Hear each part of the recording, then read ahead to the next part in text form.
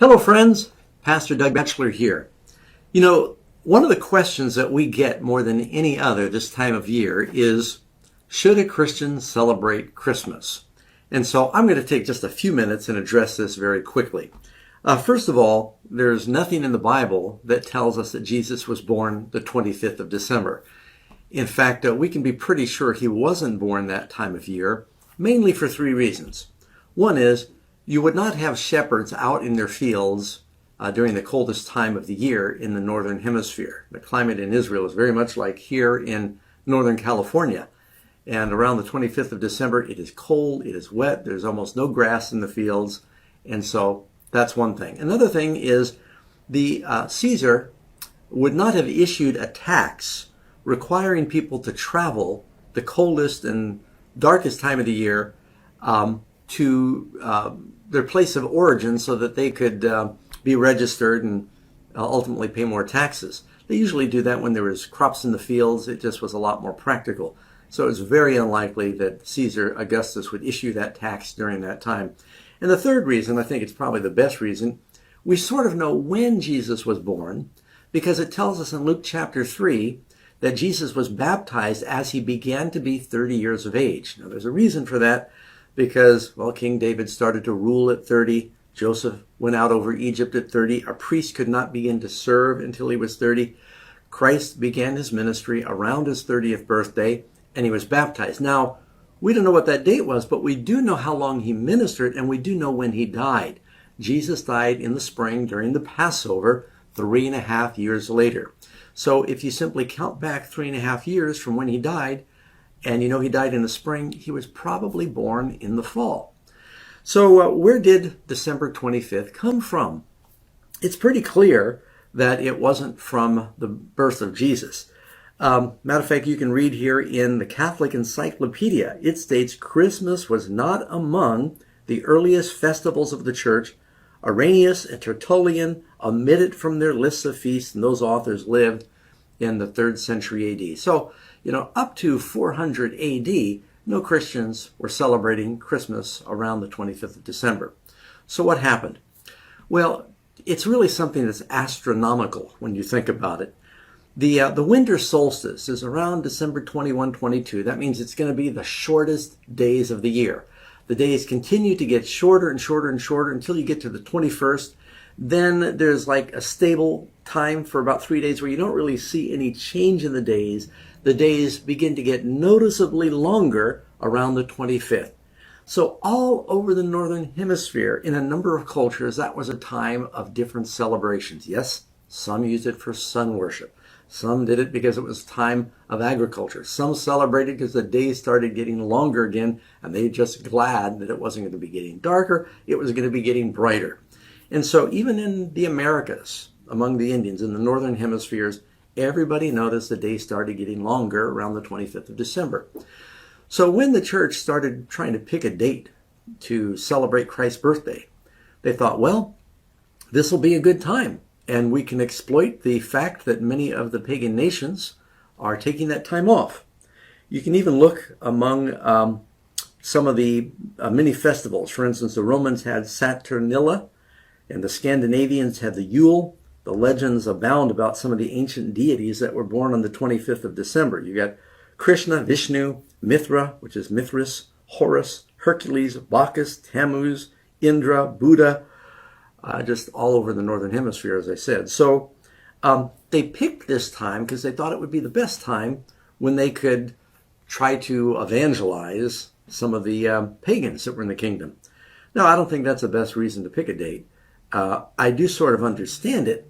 For example, if I'm going to China and I'm doing an evangelistic meeting, we always look at their calendar to find out when can I do a meeting when they will not be working and be able to come. And suppose that all of the Chinese were taking off the week of Buddha's birthday because it's a holiday. That'd be a great time for me to do an evangelistic meeting because they're not preoccupied and they could come. So I could exploit that time to reach the pagans. And, Paul uses this principle in 1 Corinthians chapter 9. He said, for though I am free, this is 1 Corinthians 9:19, for though I am free from all men, I've made myself a servant to all that I might win the more. And to the Jews I became as a Jew, that I might win the Jews. And to those who are under the law, as under the law, that I might win those who are under the law. To those who are without law, as without law, not being without the law towards God, but under the law towards Christ, that I might win those who are without law. Meaning, I do what I can to accommodate the Jews, to reach the Jews. I do what I can to accommodate the Gentiles, to reach the Gentiles, but I don't break God's law. That's the principle. And he said, to the weak I became as weak, that I might win the weak. I have become all things to all men, that I might by some means save some. And so there's a principle that as far as possible, Christians should try to take advantage of whatever local cultures might be to reach them, as long as it does not require sacrificing a biblical principle.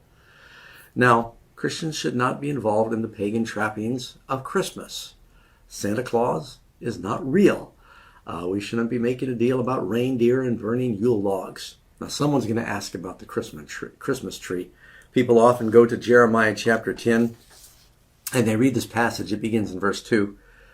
For the customs of the people are futile. For one cuts a tree from the forest, the work of hands of the workmen with the axe. They decorate it with silver and gold. They fasten it with nails and hammers so that it will not topple. People say, there's a Christmas tree. They are upright like a palm tree. They cannot speak. They must be carried because they cannot go by themselves. Do not be afraid of them. They cannot do evil, nor can they do good. Is Jeremiah saying that you should not cut a tree and decorate it? No, they were talking about the pagan practice where they would cut down a tree, take a block of the tree, carve it into a god, plate it with gold and silver. They had legs and mouths and eyes, but they couldn't see, they couldn't speak, they couldn't walk. You had to carry them. People don't carry around Christmas trees. So this really has nothing to do with a Christmas tree, though I've heard it used that way many times. And I've not seen too many people. I mean, if you have a bouquet of flowers in your house because you like the look and you like the fragrance, that's fine. But if I see people praying to their flowers, or if I saw a person praying to their tree, so having holiday ornamentation is not a sin of itself. Now, in our church here in Granite Bay, we typically don't put up a Christmas tree. There would not be anything morally wrong with that, but there's a principle in the Bible. Paul says that don't do anything that's going to make your brother stumble. And for example, he said, if eating meat sacrificed to an idol, even if it's a clean type of meat, is going to make your brother stumble, then don't do it. And of course, I'm a vegetarian, but it's a principle that you don't want to do anything. And so, yeah, we certainly don't need Christmas trees. And if some people think that it's connected with idolatry, then don't do it. So when it comes to should a Christian celebrate Christmas, obviously we should stay away from the things that are pagan. But if the world is talking about the birth of Christ, and if the birth of Christ and the incarnation is a biblical subject, if there is a good time for us to expand on that, to enhance that teaching, by all means, do it then. Thanksgiving is a great time of year for Christians to enhance the biblical teaching, to focus on, to expand on the biblical teaching of gratitude and praise. And so if the world is all focusing during this time of year on the first coming of Jesus, what a great opportunity for us to talk about the first coming of Jesus and point them to the second coming of Jesus. It says, for instance, in Romans chapter 14, this is not obligatory. Paul says in verse 5, one person esteems or regards one day above another, another esteems every day alike. Let each one be fully convinced in his own mind. He that observes the day, he observes it to the Lord. Don't do it to Santa Claus. And he who does not observe the day, to the Lord he does not observe it. There's no requirement to remember these days. Now, keep in mind, the word pagan isn't always sinful. Pagan simply means it's a cultural thing. There's a lot of cultural things we do that did not come from the Bible that are not necessarily sinful. But if there's a pagan practice that conflicts with a biblical principle, then you should stay away from that. And so, anyway, well, with that background, friends, I hope it helps a little bit. You just pray, and, anything that's not of faith, don't do it.